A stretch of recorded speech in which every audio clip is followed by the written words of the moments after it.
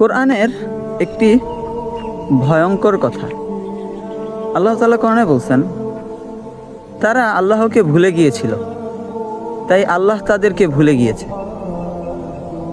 একটু চিন্তা করে দেখেন, আল্লাহ তাআলা যদি আমাদেরকে ভুলে যায় তাহলে আমাদের অস্তিত্ব কি হবে?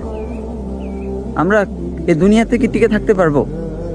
যে আল্লাহ তাআলার রহমতেই আমরা দুনিয়াতে বেঁচে আছি, যে আল্লাহ তাআলা আমাদেরকে রিজিক দিতেছেন, আমাদেরকে সুস্থতা দিতেছেন, আমাদেরকে অসুস্থতা দিতেছেন, আমাদের ঋণ দিতেছেন, আবার তিনি ঋণ থেকে মুক্ত করতেছেন।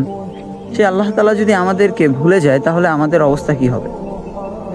তাই আমরা যদি আল্লাহ তাআলাকে স্মরণ করতে পারি, আমরা যদি আল্লাহ তাআলাকে ভয় করতে পারি, তাহলে আল্লাহ তাআলা আমাদেরকে স্মরণ করবেন।